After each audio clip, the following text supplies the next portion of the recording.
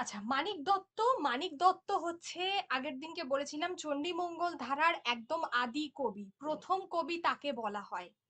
দীনেশচন্দ্র সেন বলছেন যে তিনি, দীনেশচন্দ্র সেন একরকম বলছেন, আশুতোষ ভট্টাচার্য একরকম বলছেন। দীনেশচন্দ্র সেন কি বলছেন? বলছেন যে তিনি ত্রয়োদশ শতাব্দীর কবি। দীনেশচন্দ্র সেন বলছেন তিনি হচ্ছেন ত্রয়োদশ শতকের কবি। ওকে।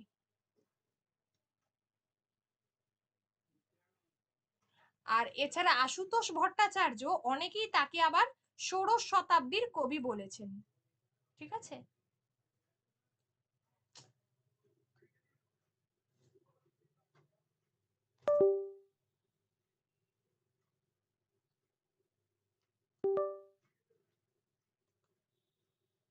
কবি। আবার আশুতোষ ভট্টাচার্য বলছেন তিনি হচ্ছেন ষোড়শ শতাব্দীর কবি। ষোড়শ শতাব্দীর কবি। মানিক দত্ত, যিনি মালদা জেলার ফুলুয়া বলে একটি জায়গা রয়েছে, ফুলুয়া বর্তমানে যেটা ফুলবেড়িয়া বা ফুলবাড়িয়া, এই ধরনের অঞ্চলে জন্মগ্রহণ করেন। অর্থাৎ এই অঞ্চলটিতে জন্মগ্রহণ করেন। তার নিজের দেওয়া আত্মপরিচয় থেকে জানা যায়, এটা দেয়া হবে না, এটা দেওয়া হবে,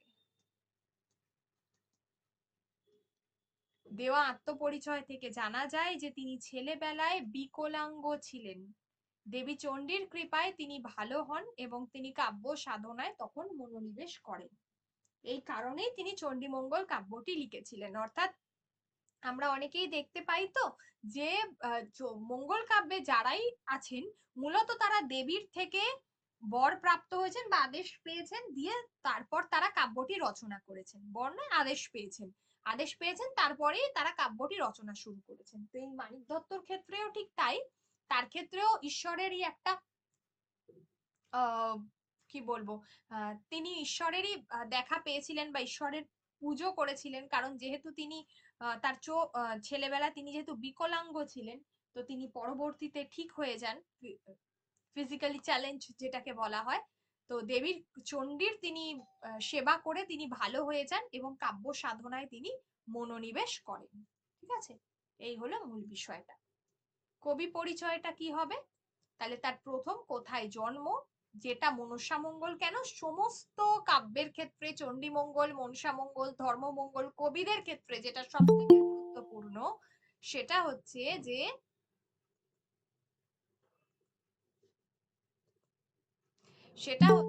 তার জন্মস্থানটা কোথায়, তার কাব্য রচনার সময়কাল কি, তার কাব্য নামটা কি। ঠিক আছে। তার আদি কবি, চণ্ডীমঙ্গলের আদি কবি মানিক দত্ত। মুকুন্দ চক্রবর্তীর অভয়ামঙ্গল কাব্য থেকে তার কথা জানা যায়। কি জানা যায়? অভয়ামঙ্গলে কি লেখা ছিল? যে মানিক দত্তেরে আমি করিয়া বিনয়, যাহা হইতে হইল গীতপথ পরিচয়। ঠিক আছে। ব্যক্তিগত তথ্য, যেখানে কবি যে আত্মপরিচয় দিয়েছেন সেখানে দেখা যায় যে তিনি প্রথম যৌবনে, যেটা বললাম যে তিনি শারীরিকভাবে প্রতিবন্ধী ছিলেন, তিনি কালা এবং খোঁড়া ছিলেন। অর্থাৎ তিনি কানে শুনতে পেতেন না এবং পায়েও খুব ভালো হাঁটতে পারতেন না। দেবী চণ্ডীর কৃপায় তিনি ভালো হন। সময়কাল, তার সময়কাল নিয়ে আহ, অবশ্যই অনেক মতভেদ রয়েছে, যেটা অন্যান্য কবিদের ক্ষেত্রেই রয়েছে। দীনেশচন্দ্র সেন বলেছেন, যেটা বললাম, যে দ্বাদশ ত্রয়োদশ শতক।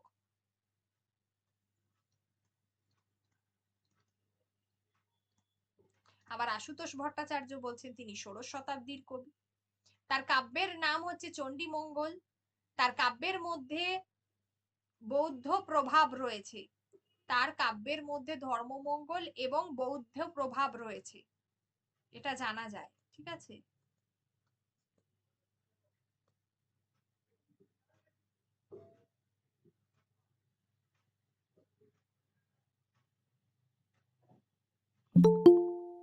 আজকের তো পেজটা নিয়ে একটু সমস্যা হচ্ছে দেখছি।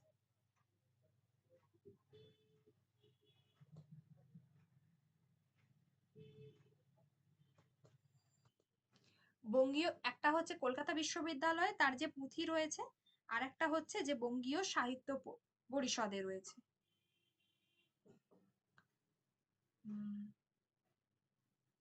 আচ্ছা। তারপরে হচ্ছে যে মূলত বঙ্গীয় সাহিত্য পরিষদ থেকে প্রবন্ধ আকারে মানিক দত্তের কিন্তু কি হয়, যে মানিক দত্তের চণ্ডীমঙ্গল যে কাব্য সেটা কিন্তু প্রকাশিত হয়েছিল।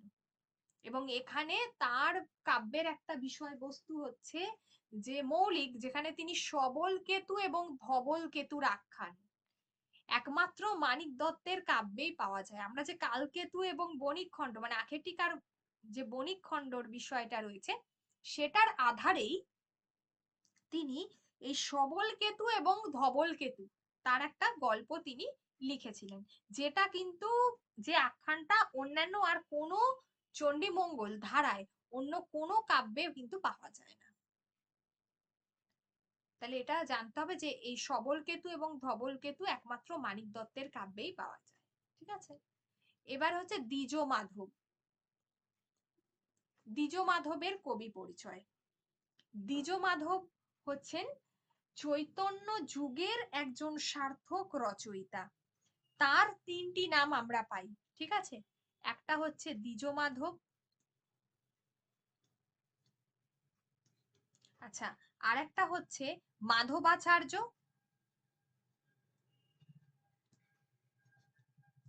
আর একটা হচ্ছে যে দ্বিজ মাধবানন্দ। একজনই ব্যক্তি কিন্তু। ঠিক আছে, এই তিনজনই কিন্তু একজনই ব্যক্তি, দ্বিজ মাধবেরই এগুলো নাম। আচ্ছা, তিনি হচ্ছেন চৈতন্য যুগের কবি, এটা খেয়াল রাখতে হবে। তার কাব্য মূলত বাংলাদেশের চট্টগ্রাম, এখনকার বাংলাদেশের কনটেক্সটে চট্টগ্রাম এবং উত্তরবঙ্গে প্রচলিত ছিল। তিনি তার কাব্যের নাম দিয়েছিলেন, তার ভণিতাতে আমরা দুটো নামই পাই, একটা হচ্ছে সারদা মঙ্গল আর একটা হচ্ছে সারদা চরিত।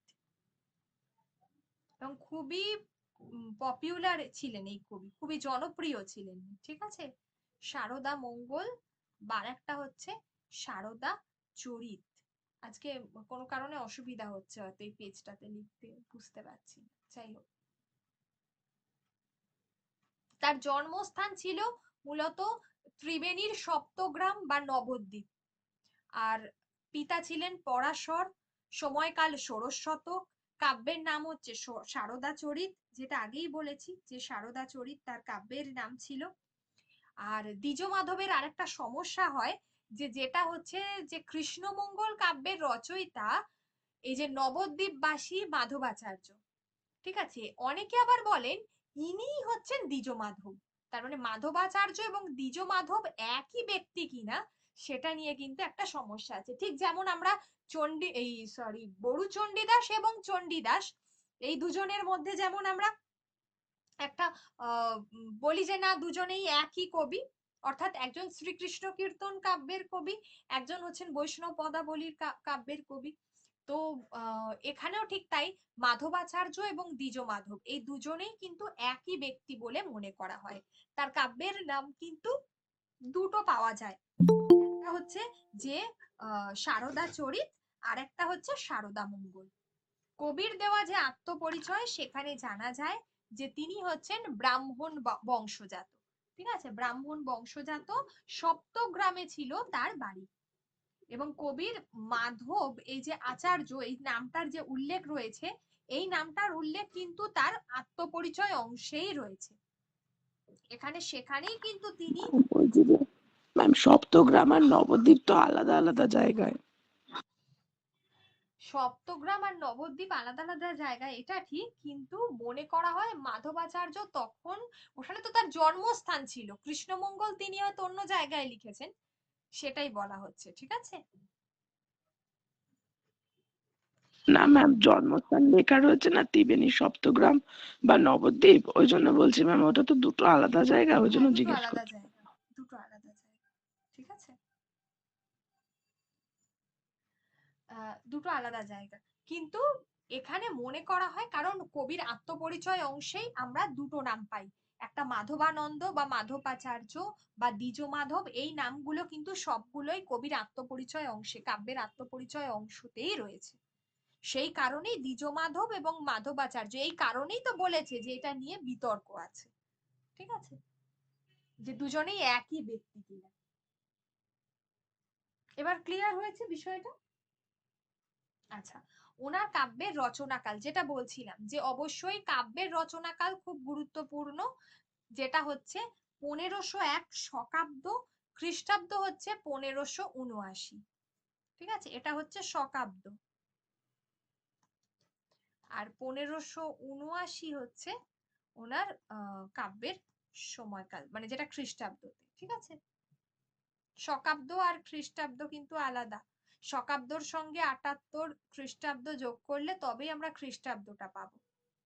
আচ্ছা, ওনার কাব্যের আরো যে নামগুলো পাওয়া যায় সেটা হচ্ছে মঙ্গল চণ্ডীর গীত, জাগরণ, সারদা মঙ্গল, এই তিনটে ভিন্ন নাম পাওয়া যায়। তাহলে সারদা চরিত হচ্ছে ওনার কাব্যের মূল নাম, যেমন অভয়া মঙ্গল, সিমিলারলি।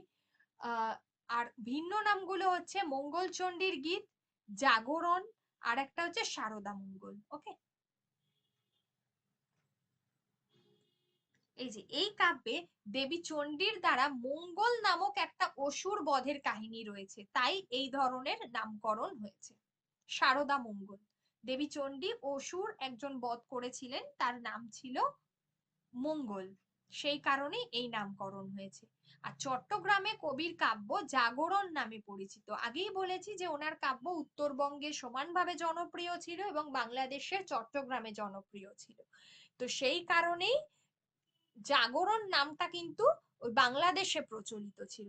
8 দিন ধরে রাত জেগে লোকে মঙ্গলচণ্ডীর গীত শুনতো, সেই কারণেই এইরূপ নামকরণ করা হয়েছে।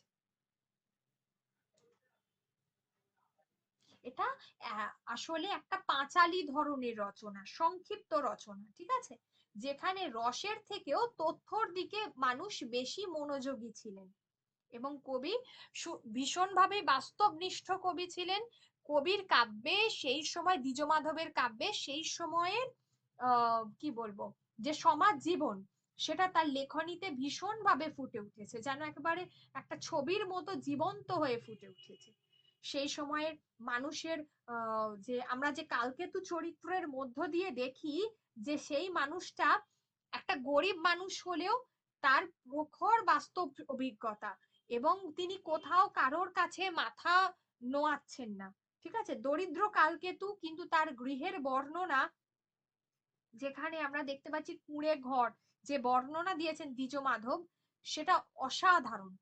অথচ সেখানে আবার একটা তার যে বাস্তব যে অভিজ্ঞতা, এই কারণে সেই ঘরের মধ্যে বাসি মাংস, ঠিক আছে, তার পসরা, তারপরে ব্যাধ বালকদের মানে দুর্গন্ধযুক্ত তারা কাপড় পরতো, তাদের তো সেরকম ভাবে অত পরিষ্কার জামা কাপড় পরতে পারতো না, সেই সমস্ত বিষয়গুলো উঠে এসেছে।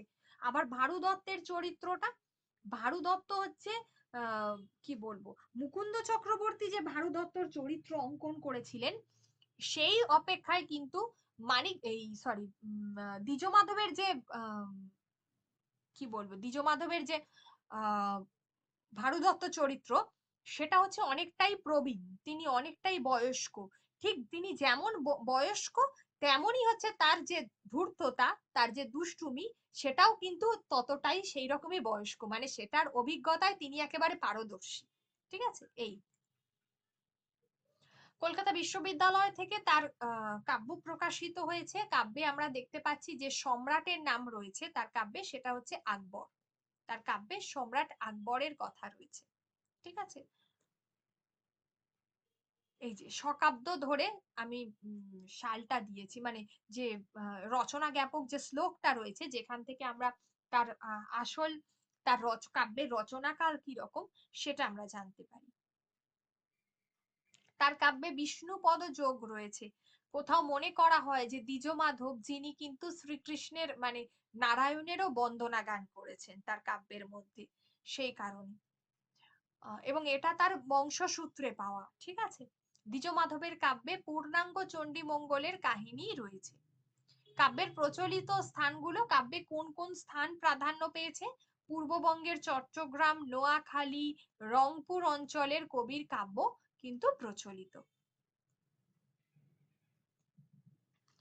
তার সারদা মঙ্গল আগেই বলেছি যে পাঁচালী ধরনের একেবারে সংক্ষিপ্ত রচনা। তার যে যেটা বললাম যে তার যে চরিত্রগুলো যেভাবে তিনি তুলে ধরেছেন, নিপুণ বর্ণনা দিয়েছেন। ঠিক আছে, বিষ্ণুপদ এই যে সংযোজন, যেটা দ্বিজ মাধবকে খুবই ভীষণভাবে কৃতিত্ব দিয়েছে তার কাব্যে। মাধবের যে একটি বিষ্ণুপদ, অর্থাৎ রাধা ভাবে ভাবিত হয়েছে, এবং রাধা ভাবে আমরা খুল্লনা চরিত্রর মধ্যে দিয়ে, খুল্লনা চরিত্রের মধ্য দিয়ে আমরা কিন্তু তার যে রাধা ভাবে ভাবিত হওয়া, সেটার কিন্তু আমরা যে খোঁজা তার স্বামীকে, তো এই দৃশ্যটার মধ্য দিয়েই কিন্তু এই বিষ্ণুপদের সংযোজন কাব্যের মধ্যে এসেছে। যেখানে একটা লাইন ছিল যে মইলু মইলু মুঙি বাঁশিয়ার জ্বালায়। আমরা যখন বৈষ্ণব পদাবলী পড়ি, সেখানে একটা লাইন ছিল না যে আলো মুঙি জানো না, এই যে লাইনটা ছিল একটা কাব্যের, একটা পদ ছিল, তো সেটার আধারেই লেখা হয়েছে যে মইলু মইলু মুঙি বাঁশিয়ার জ্বালায়। বৈষ্ণব পদাবলী যখন পড়াবো তখন এই পদটা পড়াবো, এমনিতে পদগুলো সব পড়তে হবে, এবং পদের মধ্যে থেকে লাইন তুলে দেবে, ইম্পর্টেন্ট লাইন বৈষ্ণব পদাবলীতে, সেটা কিন্তু সমস্ত পদগুলো মুখস্থ করতে হবে।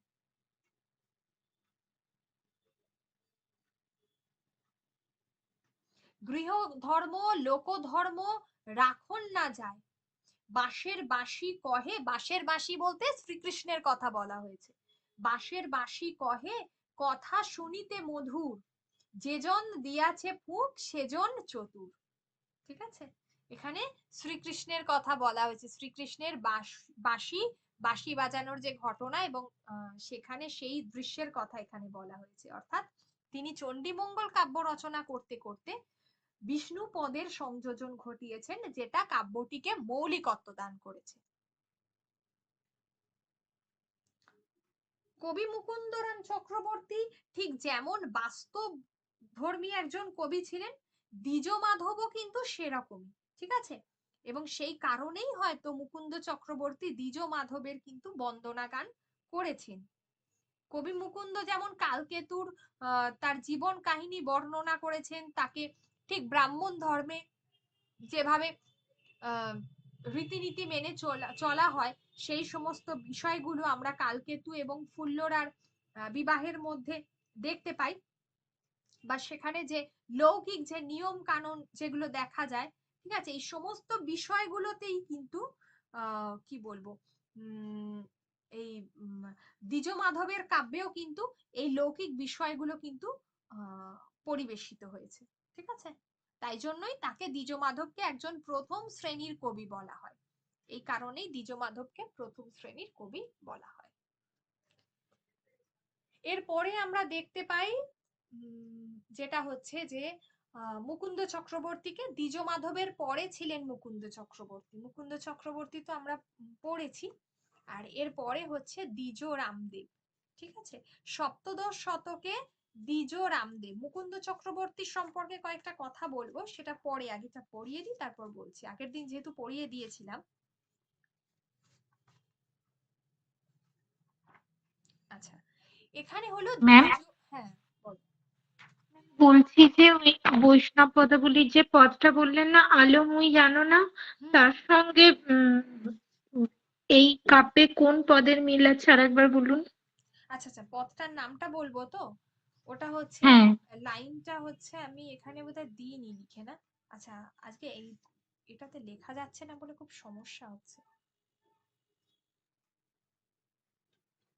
আচ্ছা, যে পদটার এখানে গুরুত্বপূর্ণ, সেটা হচ্ছে যে মইলু মইলু, দাঁড়াও,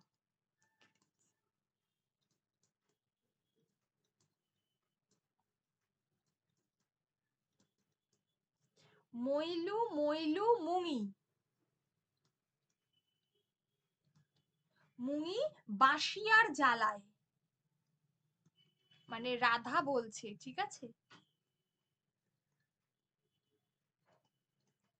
এখানে রাধা ভাবে ভাবিত হয়েছে কে, খুললো না, খুললো না বলছে এটা, মইলু মইলু মুঙি বাঁশিয়ার জ্বালায়, গৃহ ধর্ম লোক ধর্ম রাখন না যায়।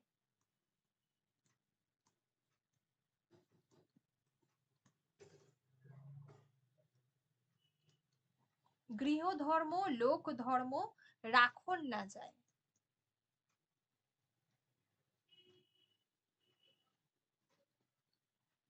তারপরে হচ্ছে বাঁশের বাঁশি কহে, 4টে লাইন।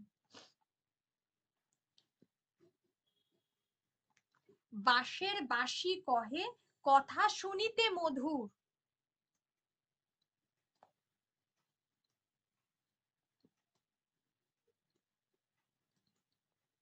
কথা শুনিতে মধুর যেজন দিয়াছে ফুক।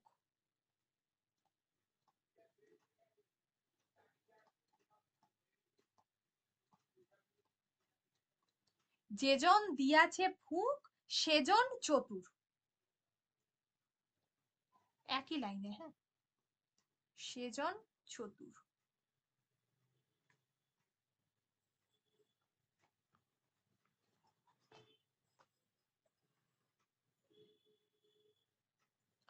ঠিক আছে, এই লাইনটা।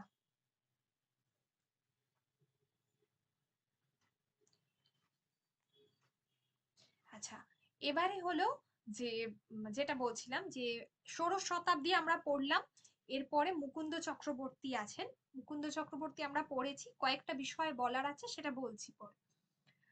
আর তারপরে হচ্ছে সপ্তদশ শতাব্দীর দ্বিজ রামদেব। এই দ্বিজ রামদেব সপ্তদশ শতকের একজন কবি। আশুতোষ দাস, অধ্যাপক আশুতোষ দাস, যিনি দ্বিজ রামদেবের সারদা চরিত, তার কাব্যের নাম ছিল সারদা চরিত। ঠিক আছে, এই সারদা চরিত নামটি এই তার যে কাব্যের যে পুঁথি, সেটা নোয়াখালী, মানে বর্তমান কনটেক্সট হচ্ছে বাংলাদেশের নোয়াখালী, সেই জায়গা থেকে আবিষ্কার করেন এবং পরবর্তীকালে কলকাতা বিশ্ববিদ্যালয় থেকে এটি অভয়া মঙ্গল নামে প্রকাশিত হয়। তবে কবির যে আত্মপরিচয় অংশ, সেখান থেকে জানা যায় যে তিনি চট্টগ্রামে জন্মগ্রহণ করেছিলেন। সেখান থেকে জানা যায় যে তিনি চট্টগ্রামে জন্মগ্রহণ করেছিলেন। ওকে, আর এরপরে হচ্ছে তার যে কাব্যের যে রচনা জ্ঞাপক যে শ্লোকটা রয়েছে, সেটা ওই যে ইন্দুবান ঋষিবান শক নিয়োজিত, এই লাইনটা ওনার পুঁথির উপসংহারে এই পংক্তিটি ছিল। অধ্যাপক দাস অনুমান করেছেন যে কাব্যের রচনা কাল হচ্ছে 1653 খ্রিস্টাব্দ এবং কবির পিতার নাম হচ্ছে কবিচন্দ্র। এটা দিয়ে দিয়েছি আমি। দ্বিজ রামদেব।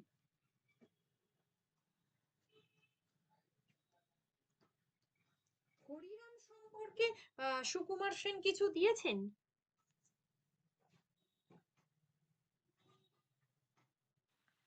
হ্যাঁ ম্যাম, আছে। হরিনামটা খুব একটা ইম্পর্টেন্ট নয়, ঠিক আছে, হরিনামটা খুব একটা ইম্পর্টেন্ট নয়, আছে তো এই আর ম্যাম কি। বলছি যে এই দ্বিজ রামদেবের রচনা কালজ্ঞাপক শ্লোকটা তো ইন্দুবান ঋষিবান বেদ সমজিত।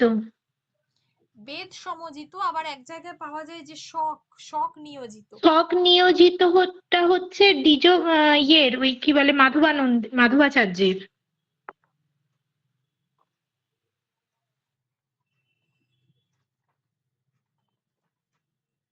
না, এরকম তো হওয়ার কথা নয়। আচ্ছা, আমি একবার দেখি, তাহলে দেখে হ্যাঁ বলবো। ম্যাম, ইন্দু ইন্দু বিন্দু বান ধাতা শক নিয়োজিত দ্বিজ মাধব গায় সারদা চরিত। দেখুন একটু।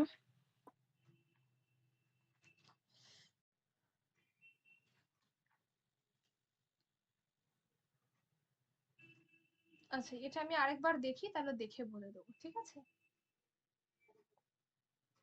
আরেকবার দেখি, দেখে বলছি।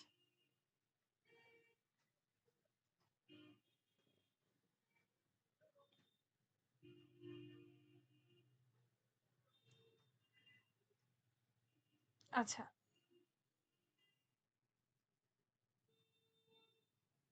ওকে, এই যে অংশটা আমি আরেকবার দেখে তারপরে বলবো। ওকে, আচ্ছা।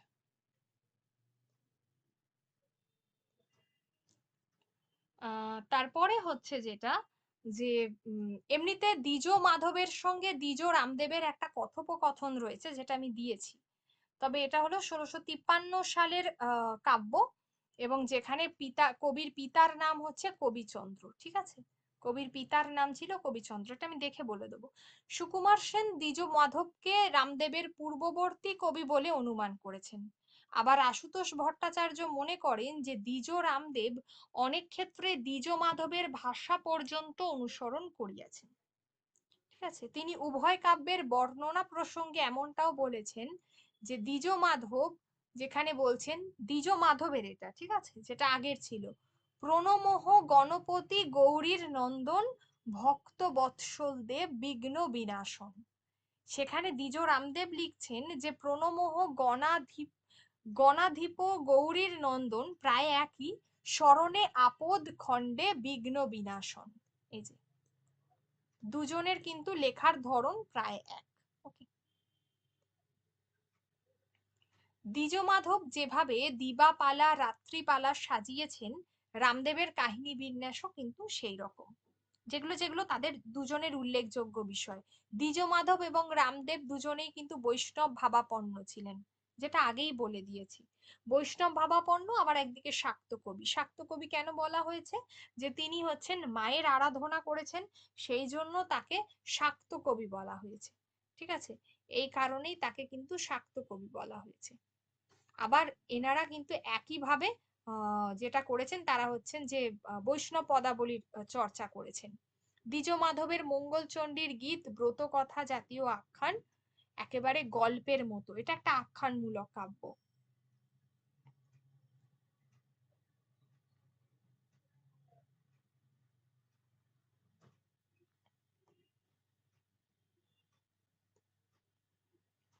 এগুলো এখান থেকে করলে হবে, এনার আর আর সেরকম নেই। দ্বিজ রামদেবের কাব্যের সব থেকে উল্লেখযোগ্য বিষয় হচ্ছে যেটা, যে তিনি তার কাব্যের দেবখণ্ডে কবি মুকুন্দের চণ্ডীমঙ্গলের মতো তার হর পার্বতীর কোনো লৌকিক আখ্যান নেই, মানে কোনো ঈশ্বরের অবতারণা তিনি করেননি। আর তার কাব্যে অষ্টামঙ্গলার উল্লেখ আছে, মঙ্গল দৈত্যের কাহিনী তিনি লিখেছেন। আর হচ্ছে যে মূল বিষয়টা হচ্ছে যে তার কাব্যের কাহিনী চারটি, যেখানে মঙ্গল দৈত্য, কালকেতু, ধনপতি এবং শ্রীপতি বা শ্রীমন্ত, তার চারটে ভাগে তার কাহিনীকে তিনি বর্ণনা করেছেন। চারটে ভাগে তার কাহিনীকে তিনি বর্ণনা করেছেন।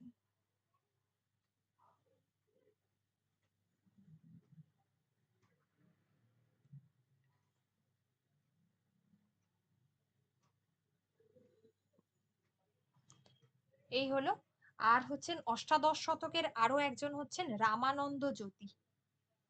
রামানন্দ জ্যোতি আমাদেরকে পড়তে হবে, আর পড়তে হবে হলো মুক্তারাম সেন। হরিরামটা না পড়লেও চলবে।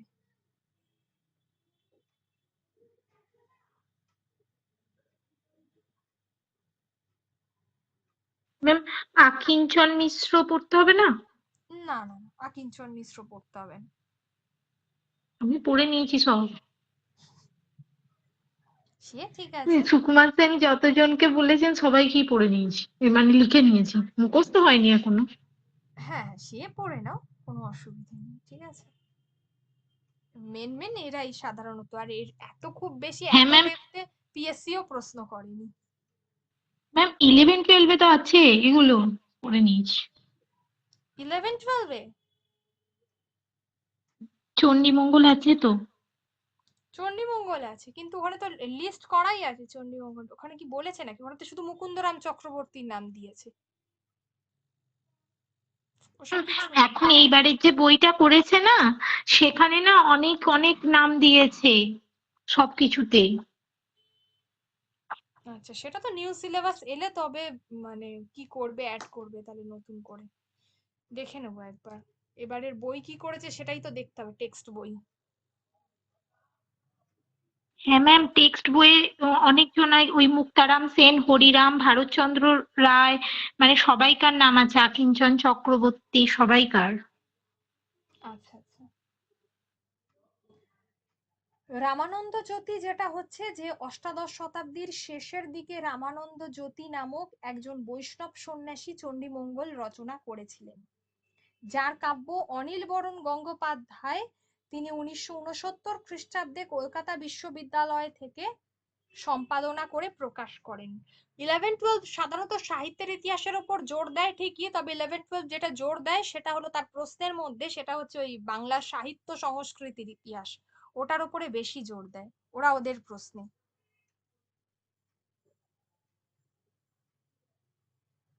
পিএসসি এত ডেপথ থেকে কোনো প্রশ্নই করেনি বিগত এত বছরে, মানে খুব এত ডেপথে যায়নি আর কি। 1969 খ্রিস্টাব্দে কলকাতা বিশ্ববিদ্যালয় থেকে অনিল বরণ গঙ্গোপাধ্যায়, যিনি রামানন্দ জ্যোতির চণ্ডীমঙ্গল সম্পাদনা করে প্রকাশ করেন। রামানন্দ গ্রন্থ রচনার সমাপ্তিকাল তিনি নিজেই জানিয়েছিলেন। তার পদের মধ্যে আমরা এই অংশটুকু পাই, যেটা হচ্ছে যে গজ বসু ঋতুচন্দ্র শোকে গ্রন্থ হয়, চণ্ডীর আদেশ পাইয়া রামানন্দ কয়। তাহলে এই সূত্র অনুযায়ী 1688 শকাব্দ বা 1766 এই সময়টাতে আমরা দেখছি যে তিনি তার কাব্য রচনা করেছিলেন। তার কাব্যের নাম দিয়েছিলেন অন্নদামঙ্গল, ঠিক আছে, যেটা তিনি অন্নদামঙ্গল রচনার তিনি 14 বছর পর এটা রচনা করেন। তার কাব্য চণ্ডীমঙ্গলই ছিল, ঠিক আছে। আচ্ছা, তাহলে এক্ষেত্রে আমরা বলবো যে এক্ষেত্রে তার কাব্যের ক্ষেত্রে আমরা বলবো যে তিনি অনেক জায়গায় অশ্লীলতা প্রয়োগ করেছেন, মানে একটু গ্রাম্য। তার কাব্যটা হচ্ছে এক কথায় আমরা বলতে পারি যে গ্রাম্য ছিল আর কি, ঠিক আছে। আর অশ্লীলতা বলতে এইটুকুই। আর তার কাব্যের যদি আমরা ত্রুটিগুলোকে যদি বাদ দিই, তাহলে অবশ্যই তার কাব্য যথেষ্টই উৎকৃষ্ট ছিল। তার কাব্যে লোক সাহিত্য অনেকটা স্থান পেয়েছে, সেই সময় সমাজ জীবন অনেকটা স্থান পেয়েছে। সেখানকার জীবনের, তিনি যে ধরনের জীবনের মধ্য দিয়ে জীবনটাকে অতিবাহিত করেছিলেন, সেই সমস্ত বিষয়গুলো আমরা রামানন্দ জ্যোতির কাব্যের মধ্যে খুঁজে পাই।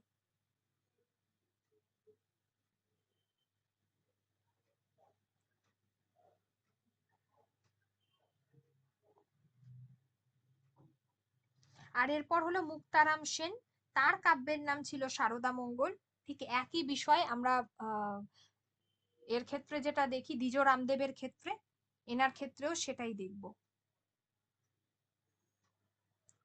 আর তার কাব্যের নাম সারদা মঙ্গল, যেটা 1324 বঙ্গাব্দে সাহিত্য পরিষদ থেকে আব্দুল করিম মুক্তারাম সেনের সারদা মঙ্গল সম্পাদনা করে প্রকাশ করেছিলেন। চট্টগ্রামের অন্তর্গত দেবগ্রামে কবির জন্ম। দিয়েছি আমি মুক্তারাম সেন। 1324 বঙ্গাব্দে সাহিত্য পরিষদ থেকে আব্দুল করিম, যিনি মুক্তারাম সেনের সারদা মঙ্গলকে সম্পাদনা করেছেন, তার জন্ম হচ্ছে দেবগ্রামে। তার যে আমরা যে তার যে রচনা জ্ঞাপক শ্লোক যেটা পাই, যে গ্রহ ঋতু কাল শশী শক শুভ জানি, মুক্তারাম শনে ভনে ভাবিয়া ভবানী, এটা অনুযায়ী তার যে শকাব্দ 1669 অর্থাৎ 1774 খ্রিস্টাব্দে তিনি গ্রন্থ রচনা করেন। প্রত্যেকটা গ্রন্থের ক্ষেত্রে বারবার বলছি, গ্রন্থ রচনার সময়কাল, গ্রন্থের নাম, কবির জন্ম, কবির পিতামাতার নাম, কবির কত সালে জন্ম হয়েছে, তিনি কাব্য রচনা করেছেন কত সালে, তার মানে দুটো সাল মনে রাখতে হবে, এই রচনা জ্ঞাপক শ্লোকটা মনে রাখতে হবে, আর কবির মাতা পিতার নাম মনে রাখতে হবে, এবং আত্মপরিচয় অংশে তিনি কোথায় জন্মগ্রহণ করেছিলেন, কোন নদীর তীরে জন্মগ্রহণ করেছিলেন সেটা মনে রাখতে হবে। আচ্ছা, মুকুন্দ চক্রবর্তী কোন নদীর তীরে জন্মগ্রহণ করেছিলেন, মানে তিনি যে জায়গায় জন্মগ্রহণ করেছিলেন সেটা কোন নদীর তীরে অবস্থিত? দামুন না? হুম, রত্না, রত্না, নদীটার নাম ছিল রত্না।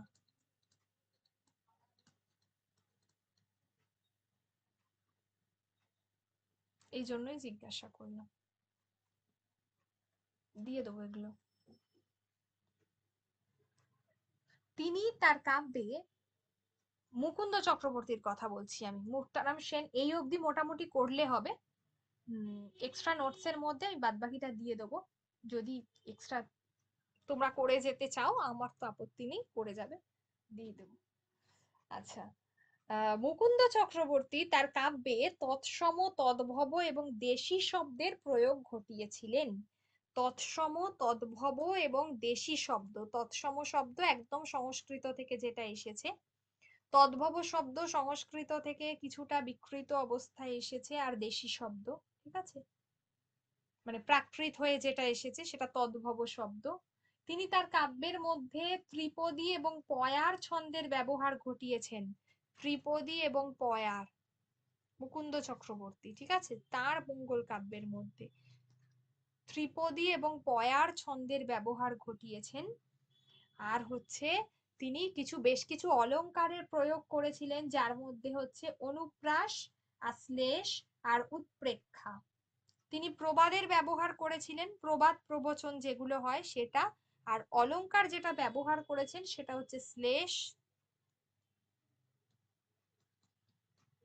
উৎপ্রেক্ষা, আর একটা হলো অনুপ্রাস। এই তিনটি অলংকারের ব্যবহার তিনি করেন তার কাব্যে।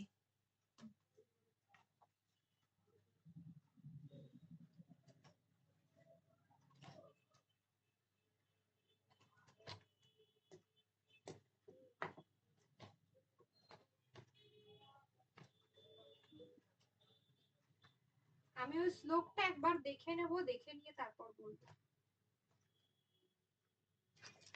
সুকুমার সেন যেটা হবে, হতে পারে যে কোনো কারণে টাইপিং এ মিস্টেক করে দিয়েছে বা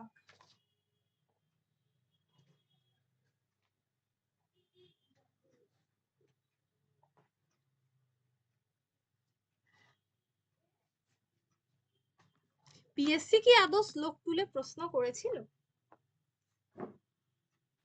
হ্যাঁ ম্যাম, বিপ্রদাস পিবলায় তো শ্লোক তুলেই প্রশ্ন করেছিল। ওই শূন্যস্থান পূরণ দিয়ে দিয়েছিল, তাই তো? না না, শ্লোকটা দিয়ে দিয়েছিল, দিয়ে বলেছিল যে এটা কার রচনা, কাল জ্ঞাপক শ্লোক। আচ্ছা আচ্ছা আচ্ছা, শ্লোকটা দিয়ে দিয়েছিল, সেটাই আমি বলছি যে শ্লোক মানে শ্লোকটা তো লিখতে বলেনি, মানে শূন্যস্থান দিয়ে না বাবা, সেটাই। শ্লোক লিখতে বলেনি। হ্যাঁ, সেটাই হলো বিষয়।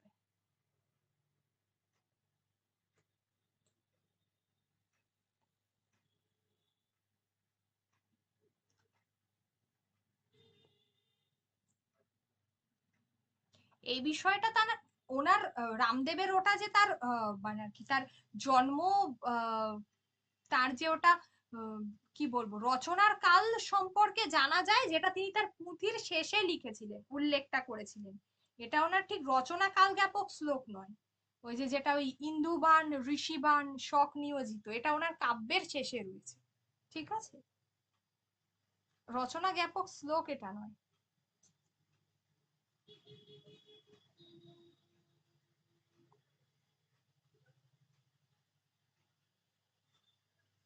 হ্যাঁ, যেটা বলছিলাম যে উনি যেটা হলো যে অনুপ্রাস, বিশেষ করে অন্ত্যানুপ্রাস, অন্ত্যানুপ্রাস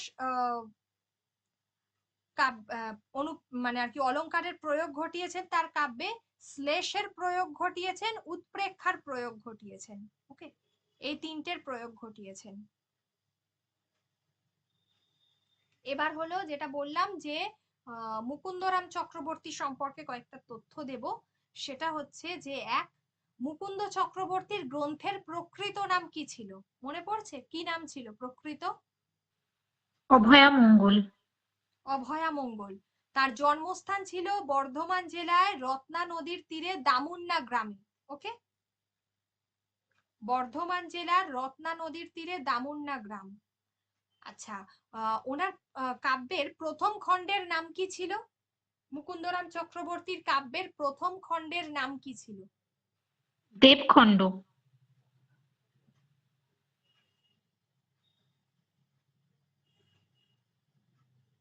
ঠিক আছে। তারপরে হচ্ছে চণ্ডীমঙ্গল কাব্য ছাপা হয় কবে?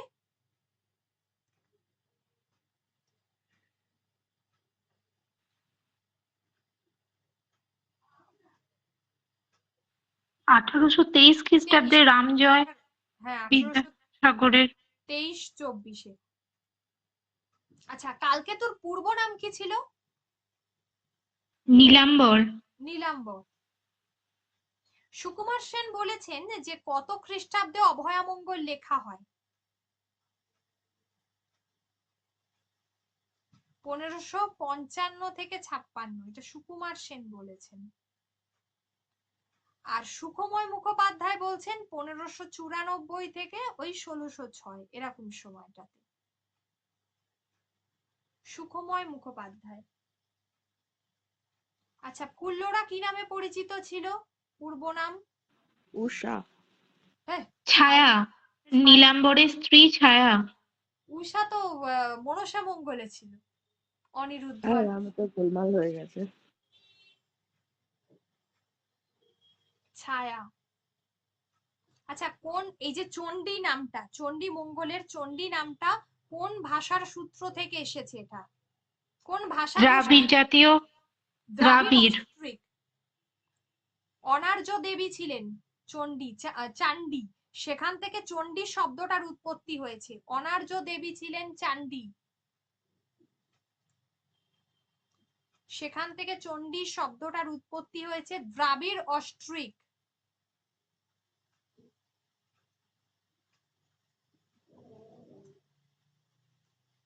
দ্রাবিড় অস্ট্রিক এই ভাষা গোষ্ঠী থেকে চণ্ডী শব্দটি এসেছে। কালকেতুর পিতার নাম কি আর মাতার নাম কি?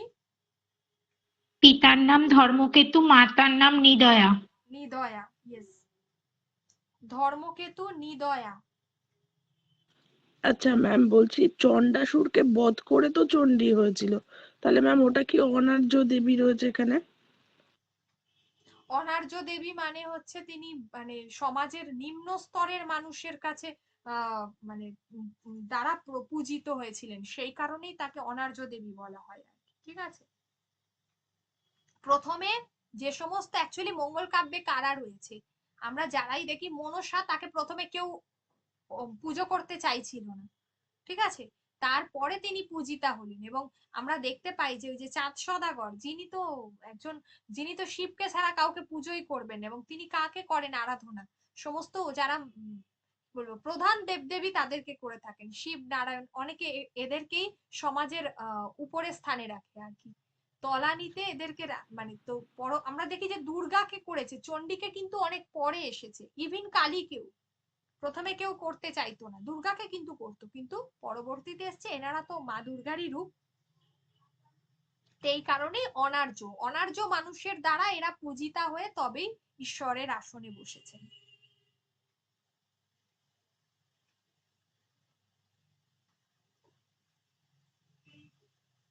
মুকুন্দরামের চক্রবর্তীর, এটা বলে দিয়েছিলাম আমি আগের দিনকে, প্রথম সার্থক বিদেশি পণ্ডিত কে ছিল? ইভ ইভ ইউ ফাভেল, বি ফাভেল। ফাভেল। ভারুদত্তের পিতার নাম কি ছিল? ভাইয়ের নাম শিবদত্ত, পিতার নামটা ভুলে গেলাম। হরিদত্ত, হরিদত্ত, হরিদত্ত। আর কাব্যে বণিকের নাম কি ছিল? বণিক? শ্রীমন্ত। মুরারিশীল, মুরারিশীল, ধূর্ত বণিক। হ্যাঁ, মুরারিশীল। আচ্ছা। সীমন্ত তো বণিক খণ্ডে। হ্যাঁ, বণিক খণ্ডে আছে, হ্যাঁ ওরা বণিকই ছিল, ঠিকই বলেছে। আচ্ছা, এবার হচ্ছে যে শিশু কাঁদে ওদনের তরে, ওদন কথার অর্থ কি? এটা ভীষণ আসে প্রশ্নটা। ওদন, ওদন শব্দের অর্থ কি? একটা খাদ্য। লাইন আছে খাদ্য। চণ্ডীমঙ্গলের, বিখ্যাত লাইন। হ্যাঁ, ওদন মানে খাদ্য। হ্যাঁ, ওদন খাদ্য, ভাত।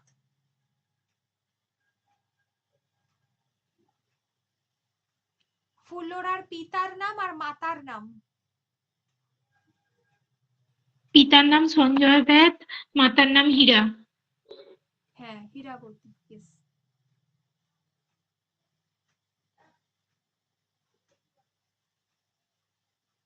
চণ্ডীমঙ্গল কাব্যে দুটো ফার্সি শব্দের প্রয়োগ দেখা যায়।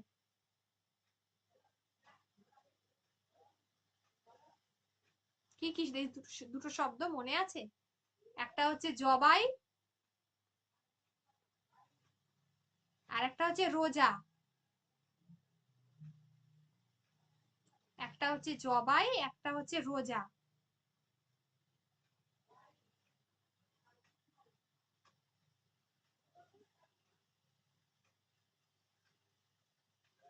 কালকেতুর পুত্রের নাম কি?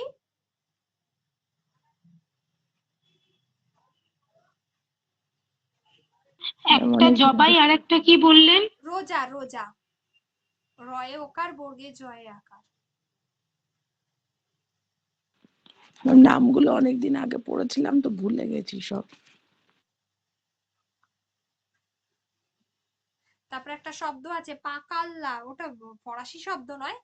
পাকাল্লা কথার অর্থটা জিজ্ঞেস করে, ওটা হচ্ছে সাহস। সাহস, পাকাল্লা দিয়ে দেবো, তোমাদের প্রশ্ন দিয়ে দেবো, সব চিন্তা নেই। পাকাল্লা হচ্ছে সাহস, কয়াকার, কয়ে আকার, লয় জফলা আকার। হ্যাঁ, পাকাল্লা হচ্ছে সাহস।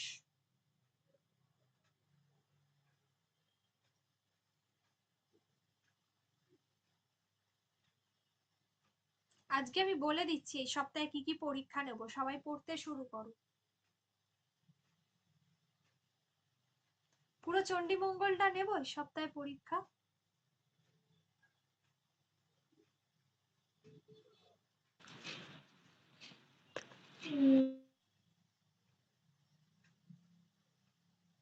চাপ হয়ে যাচ্ছে সবার উপর। হ্যাঁ ম্যাম, হাফ নিলেই ভালো হয়।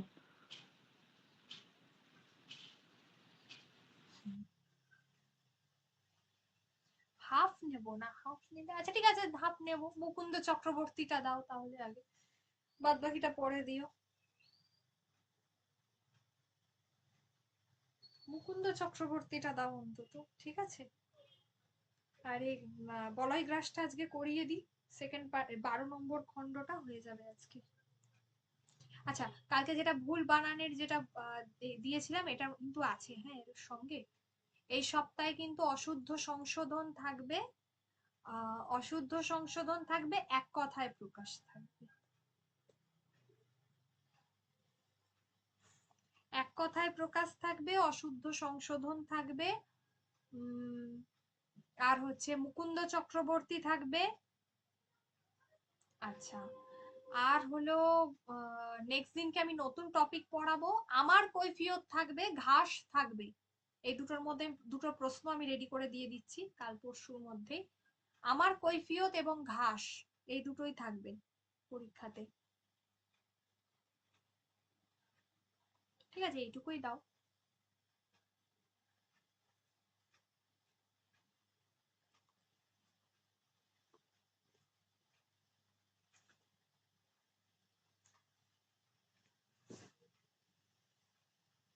আমার কৈফিয়তটা অনেকটা আছে। আচ্ছা চলো, আচ্ছা বলো, কারোর কোনো অসুবিধা আছে? চণ্ডীমঙ্গলটায় ওই লাইনটা আমি দেখে বলছি, তবে ওটা শেষেই লেখা ছিল, আমি দেখেছি যতটুকু, একবার খাতাটা দেখছি পরে।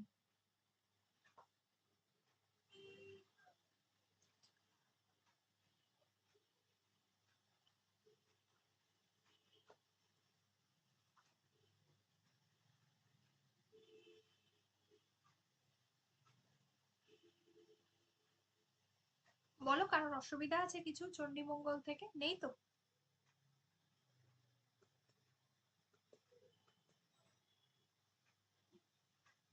ম্যাম টেক্সট বা গল্পটার যেগুলো ওগুলো কি এর মধ্যে থাকবে?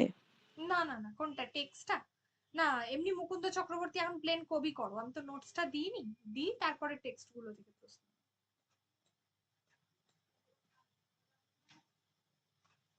যেটা বললাম সেটা থেকে দিতে পারি ছোট ছোট প্রশ্ন, খুব ডেপথ থেকে কিছু দেব না। কার বাবা মায়ের কি নাম, এই জাতীয়। আচ্ছা, পরেরটা 12 নম্বর।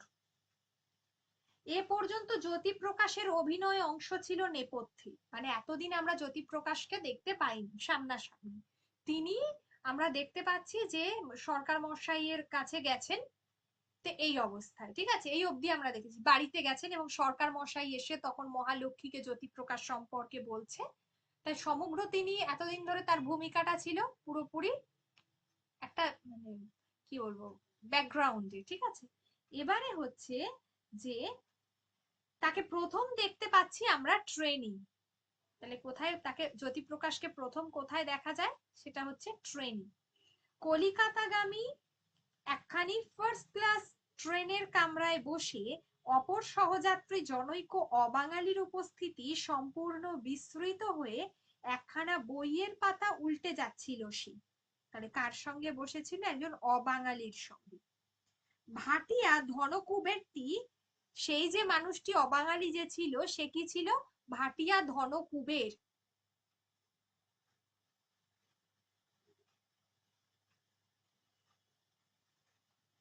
দু একবার আলাপ জমাবার চেষ্টার পর জ্যোতিপ্রকাশের দিক থেকে উৎসাহের অভাব লক্ষ্য করে নিতান্তই বিরস মুখে বসে আছেন, কিন্তু ঠিক বইয়ের কাহিনীতে মন বসাবার মতো মনের অবস্থা আছে বলে বোধ হচ্ছে কি? কলিকাতা যতই নিকটবর্তী হচ্ছে, মন ততই বইয়ের কাহিনী থেকে দূরবর্তী হয়ে চলেছে বোঝা যাচ্ছে। কারণ বইয়ের আগা থেকে গোড়া এবং গোড়া থেকে আগা অপঠিত পৃষ্ঠাগুলো অনবরত উল্টে গেলে খুব মনোযোগী পাঠক বলা চলে না নিশ্চয়ই, কিন্তু কতক্ষণই আর পাতা উল্টানো যায়? অগত্যা সিগারেট। অস্থিরতার অমোঘ ঔষধ। তাহলে অস্থিরতার অমোঘ ঔষধ কি ছিল? সেটা হচ্ছে সিগারেট। একটির পর একটি সিগারেট ধূম্র বলয় সৃষ্টি করতে নিজেকে নিঃশেষ করে চলে। চলন্ত গাড়ির উদ্দাম হাওয়ায় ভস্মাবশেষটুকুও রেণু রেণু হয়ে উড়ে যায়, কিছুই আর চোখে পড়ে না। গাড়ি হাওড়া স্টেশনে এসে ঢুকতেই চট করে উঠে পড়ে জ্যোতিপ্রকাশ। 1 মিনিটও দেরি করে না। কুলি ডাকবার প্রয়োজন নেই, সঙ্গে মাত্র বিগত 1.5 মাপের একটা অ্যাটার্চি কেস, আর সেই ইংরেজি নোবেলখানা। বইখানা পকেটে পুরে অ্যাটার্চি কেসটা তুলে নিয়ে কামরার দরজায় হাত দিতে গিয়ে বোধ করি এতক্ষণে মনে পড়ে সহযাত্রীর প্রতি কিছু ভদ্রতা প্রদর্শন করা উচিত ছিল। তাই ঈষৎ হেসে মাথাটা অল্প ঝুঁকিয়ে নমস্তে বলে নেমে পড়ে। ভাটিয়া ভদ্রলোক প্রত্যভিবাদনের অবসর পেলে কি করতেন জানি না, অবসর না পেয়ে অপ্রতিভ ক্রুদ্ধ দৃষ্টিতে ভিড়ে মিশিয়ে না যাওয়া পর্যন্ত তাকিয়ে থাকেন বলিষ্ঠ সুন্দর দীর্ঘায়ত দেহটির পানে। তার নিজের নামবার জন্যে নিজেকে ব্যস্ত হতে হবে না, ভৃত্য আছে পাশের গাড়িতে। তাহলে সেই ভদ্রলোকের সাথে তার ভৃত্য অর্থাৎ তার যে চাকর সে ছিল। ঠিক আছে, জ্যোতিপ্রকাশ 1 মিনিটও দেরি করেনি।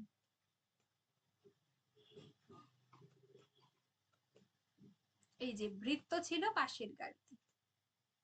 বাইরে এসে জ্যোতিপ্রকাশ একখানা ট্যাক্সিতে উঠে বসে প্রথমে অভ্যস্ত নিয়মে বোধহয় নিজের বাড়ির ঠিকানাটাই বলেছিল, কিন্তু খানিকটা গিয়েই মত বদলালে।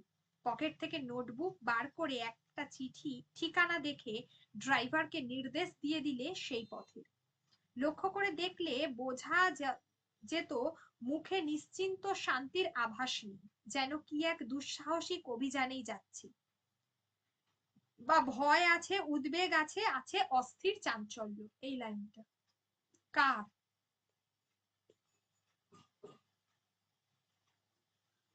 নিজেকেই বারবার প্রশ্ন করেছে জ্যোতিপ্রকাশ। নিজেকে কে প্রশ্ন করছে? জ্যোতিপ্রকাশ। এত ঝুঁকির মধ্যে যাবার দরকারটাই বা কি তার? মণি কোনোদিনই বা তার বিরুদ্ধে নালিশ করতে যাবে না, এটা তো নিশ্চিতই। তবে তবে কেন নিজেই সে যেচে যাচ্ছে অপরাধীর বেশে? মণি কোনোদিনই তার বিরুদ্ধে নালিশ করতে যাবে না।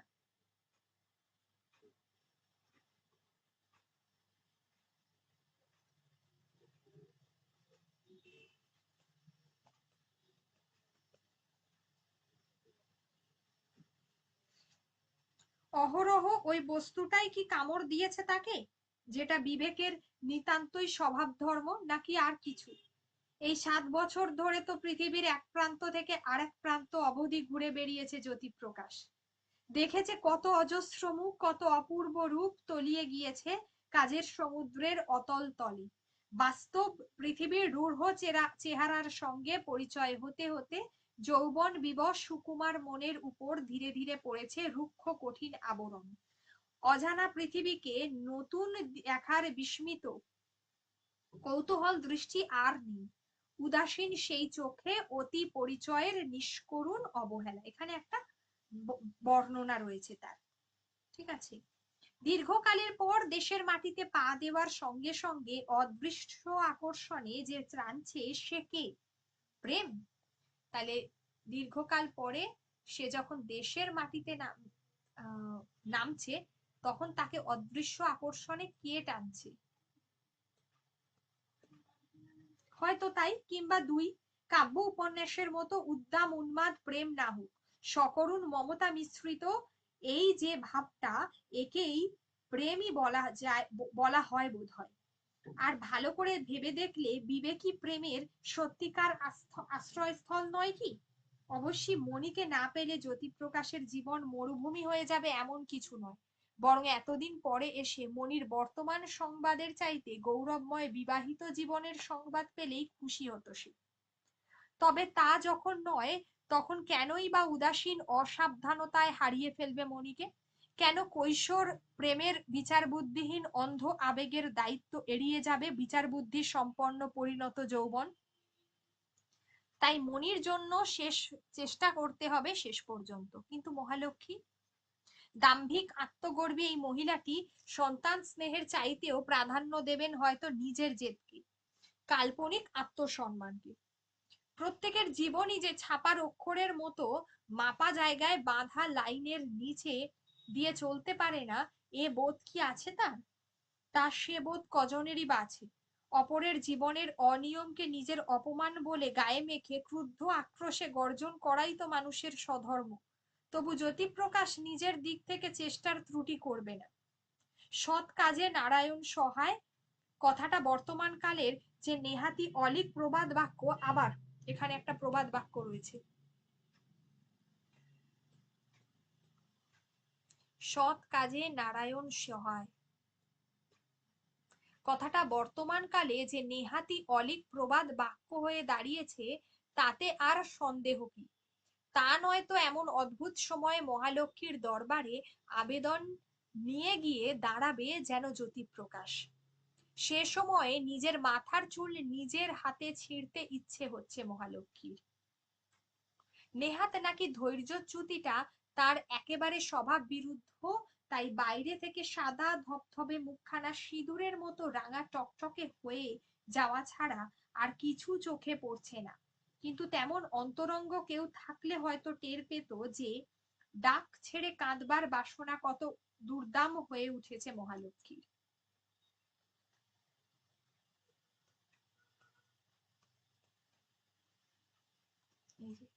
এই লাইনটা,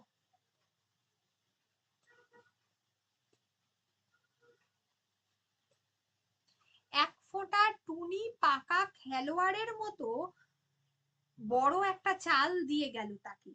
মহালক্ষ্মীকে আর বুদ্ধি খাটাবার অবসরই দিল না। গত জন্মে মেয়েটা কি ঘোর শত্রুই ছিল তার? এই যে গোপনে গোপনে চেষ্টা চরিত্র করে টুনির বোর্ডিং বাসের আয়োজন যখন প্রায় সম্পূর্ণ করে এনেছেন, ঠিক সেই সময় কিনা হারিয়ে গিয়ে জব্দ করে গেল মহালক্ষ্মীকে। বারে বারেই টুনির কাছে তার পরাজয়। তাহলে এই জায়গায় আমরা দেখছি যে টুনি কিরকম ভাবে জীবন যাপন করেছে সেই পরিবারে, দিয়ে একদিন টুনি কি করলো, সেই বাড়ি থেকে চলে গেল। ঠিক আছে, কারণ আমরা দেখেছি টুনি বুঝতে পারছে যে সে চাইছে যে তার বাবার কাছে চলে যেতে। তার কারণ হচ্ছে একদিকে দেখছে যে তরুবালা, যে কিনা টুনির দায়িত্ব নিতে চাইছে না, নেবেই বা কেন, সে তো টুনির আসল মাই নয়।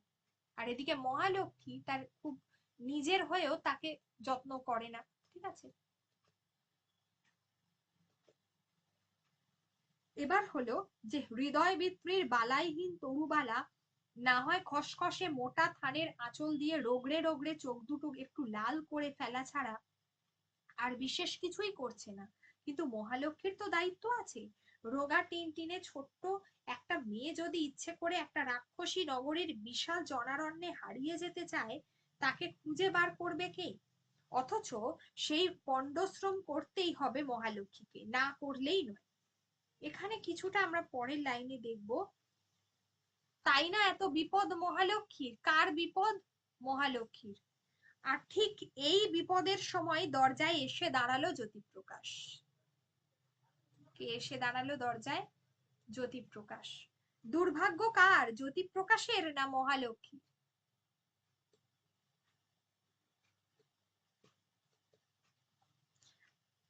হারিয়ে গেল সন্ধ্যার অন্ধকারে, খোঁজ পড়লো পরদিন সকালবেলা। রাত্রের দিকে বিশেষ খেয়াল কারোরই হয়নি।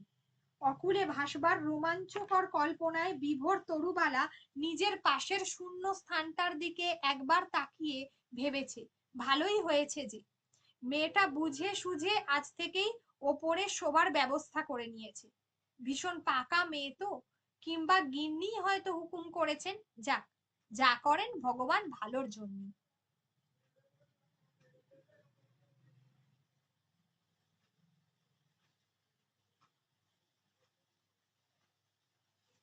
খাবার সময় বামুন ঠাকুর একবার মাত্র খোঁজ করেই নিশ্চিন্ত ছিল, ক্ষুধার অভাবই নিশ্চয়ই টুনির রান্নাঘরে অনুপস্থিতির কারণ। এবং বাড়িতে আজ আহার্য বস্তুর যেরকম প্রাচুর্য দেখা গিয়েছে, তাতে অগ্নিমান্দের কারণ সহজেই অনুমান করা চলে। কাজে দুবার ডাকবার বোধ করেনি সে।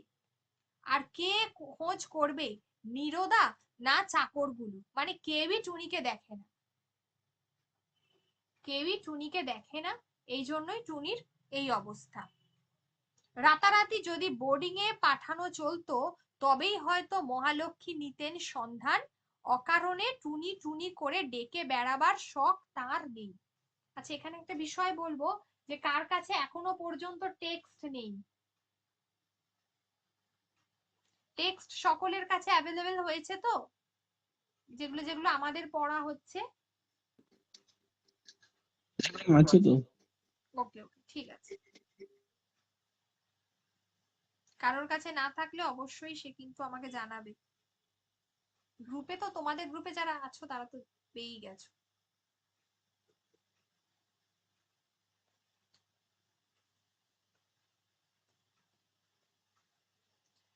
সহজেই অনুমান করা চলে, কাজেই দুবার ডাকবার দরকার বোধ করেন। আচ্ছা, এখানে হলো যে মাঝরাতে উঠে তার খোঁজ করবার মতো বিশিষ্ট স্থান। এই যে বাকি শুধু মনি শেষ অবধি যে দেখেছে টুনিকে, দেখেছে বটে, কিন্তু আর দেখবে না এ কথা কি ভেবেছিল তখন? গভীর রাত্রি পর্যন্ত অন্ধকার আকাশের পানে বিনিদ্র নয়ন মেলে নিজের যে অজস্র সমস্যার কথা চিন্তা করেছে সে, তার মধ্যে কি টুনির স্থান ছিল?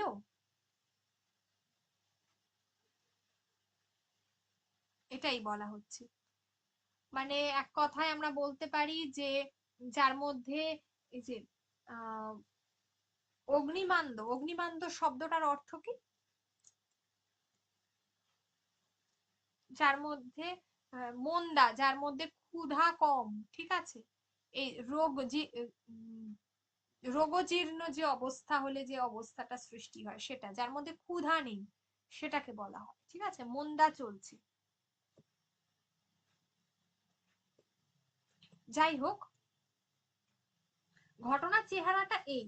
পোটলা পুটলি বাক্স বিছানা নিয়ে উতলা তরুবালা বিনোদের আশায় ঘর বার করতে করতে যখন সকাল প্রায় 8টার সময় সদ্য আগত বামুন ঠাকুরের মুখে বিশ্বাসন্তা বিনোদের গত রাত্রে একা দেশে পালানোর সংবাদ শুনে পাথর হয়ে বসে পড়েছে। হলো বিনোদ তাহলে তাকে ঠকালো। তখন নীরদা এসে প্রশ্ন করলো, হ্যাঁ গা দিদিমণি, তোমার মেয়েকে দেখছি না কেন, সকাল থেকে গেল কোথায়?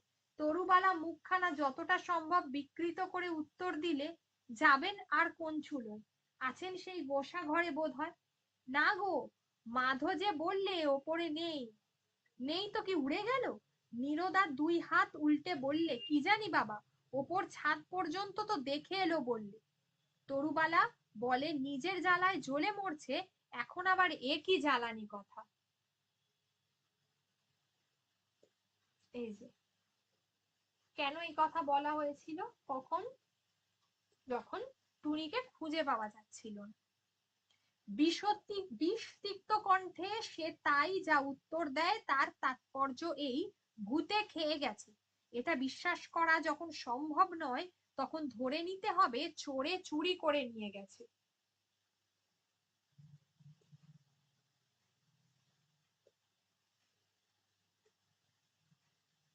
নীরদা গালে হাত দিয়ে বলে, হ্যাঁ গা, গা ঝাড়া দিয়ে বসলে চলবে? খোঁজ করতে হবে না? বাড়িতে কিন্তু নেই বাপু। ঠাকুর তো বলছে কাল রাত থেকেই নাকি দেখতে পাচ্ছে না। কথাটা তো ঠিকই বটে। চট করে মনে পড়ে যায় তরুর, কাল রাত্রে টুনি তার কাছে শুতে আসেনি। সেটা পিসিমার নির্দেশ মনে করেই আরো গ্রাহ্য করে সন্ধান করেনি তরুবালা। তাই তো গেল কোথায় মেয়েটা?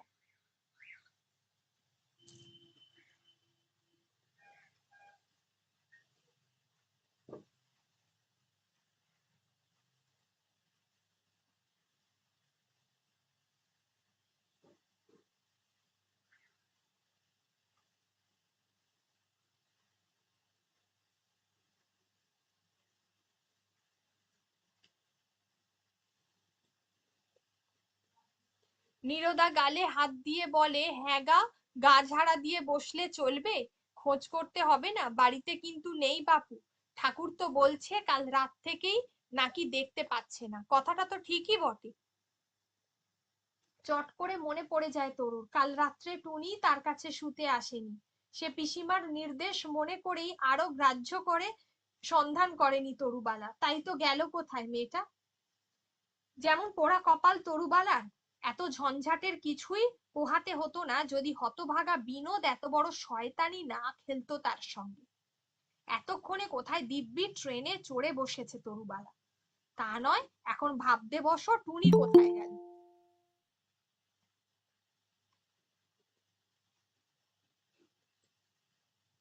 আচ্ছা, তারপরে হলো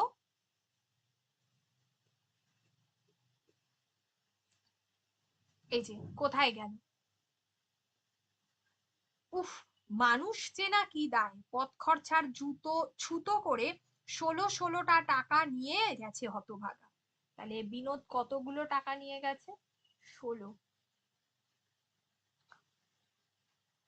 নীরদার কাছে মুখ দেখাতে হবে মনে করেই যেন গঙ্গায় ডুবে মরতে ইচ্ছে করে তরুবালার। গঙ্গায় ডুবে মরতে ইচ্ছে করে কার? না, যাবেই সে, একলাই যাবে, শ্বশুর বাড়ির দেশে না হোক যেখানে খুশি। মহালক্ষ্মীর তীব্র দৃষ্টির সামনে অহরহ নিজেকে গুটিয়ে গুটিয়ে আর থাকতে পারবে না চোরের মতো। যত ঘেন্না তরুবালাকে। সেই যে বলে না, দেবতার বেলায় লীলা খেলা, পাপ লিখেছে মানুষের বেলা।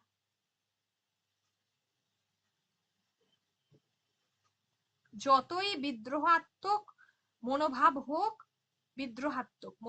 হোক, বিরক্ত হয়েও উঠতেই হয় শেষ পর্যন্ত। নীরদা পিঠে হাত বুলিয়ে দেওয়ার মতো আক্ষেপ সূচক একটি শব্দ করে বলে, একই তোমার মন মেজাজ ভালো নেই, তার উপর দেখো আবার কি বিপদ। কি জানি, যে তোমার একরোখা মেয়ে একলা বেড়াতে যাচ্ছ শুনে তেজ করে কোথাও চলে গেল না তো? অথচ তোমার সেই যাওয়া হলো না, কিছুই না। কি জোচ্চোর লোকটা, তাই ভাবছি সেই থেকে। মানুষকে আশা দিয়ে নৈরাশ করে, অ্যাকচুয়ালি নৈরাশ করে শেষে টাকাগুলো নিয়ে ভেগে গেল। যতই এখানে ক্ষীর সর থাক, তবু শ্বশুরের দেশ বলে কথা, দুদিন দেখতে ইচ্ছে হয়েছিল। তাই না হতভাগার এত খোশামদি?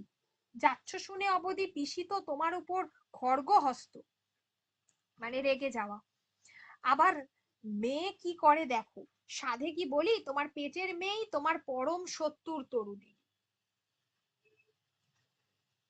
এটা আগেও আমরা একবার দেখেছি এই লাইনটা।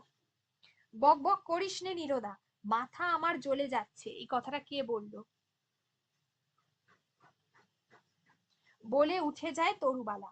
সারা বাড়িটা দেখেও বেড়ায়, কিন্তু কোথায় টুনি? অবশেষে মহালক্ষ্মীরও টনক নড়ে।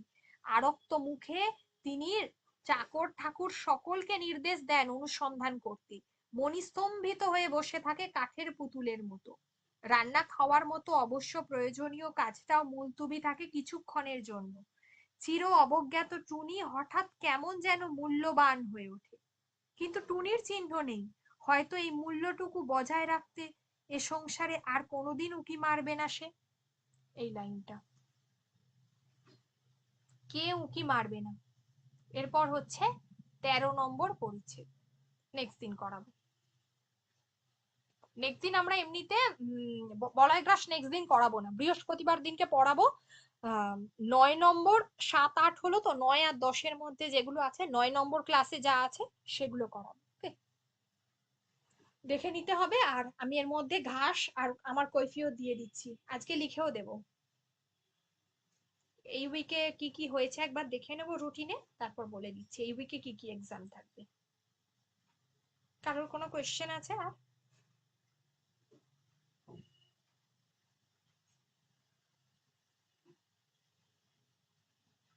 আছে?